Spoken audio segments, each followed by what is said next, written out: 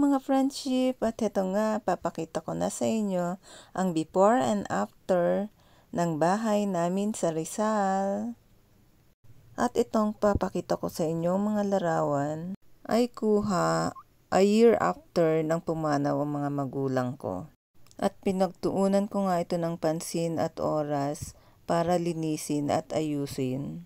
Para kapag gusto kong pumunta o matulog dito ay maayos naman siya.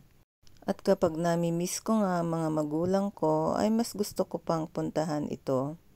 Mas maganda sa pakiramdam kapag ako'y dumadalaw dito. Kahit na madalas ay mag-isa lang ako dito. At isa nga din ito sa natamaan ng road widening. Kaya nakakalungkot. Before nga ay madalas ko itong puntahan at linisin.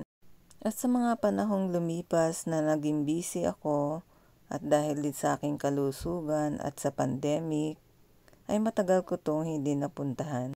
At paminsan-minsan nga kapag ako'y pupunta dito ay madalas akong nagpapagawa. At this year nga ay major renovation ang ginawa ko. Matagal ko rin pinag-iisipan kung anong magandang gawin dito. Dahil hindi rin naman ganun kabilis magpagawa.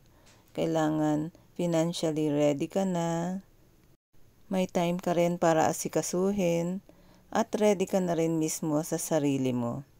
Simple man ang bahay na to, di gaya ng iba, ay malaking parte to sa puso at buhay ko. Bukod sa dito ako tumira at lumaki, ay talagang pinag-ipunan ko ang budget para dito. Na sinikreto ko, tinipid ko, at di ginastos.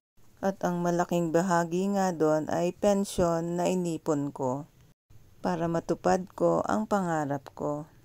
Isinikreto ko hindi para gamitin kung saan-saan or anumang luho dahil marami rin talaga akong pwedeng paggamitan nito at isa nga ito. Itong pinagawa ko dito. Kaya I'm very happy and proud of myself. Hindi naman ako mayaman pero at least napagawa ko rin ito. Alam ko happy na rin si Mami at si Daddy sa ginawa kong ito. At para nga sa akin ay good vibes ang dating ng bahay na ito. At maaliwalas.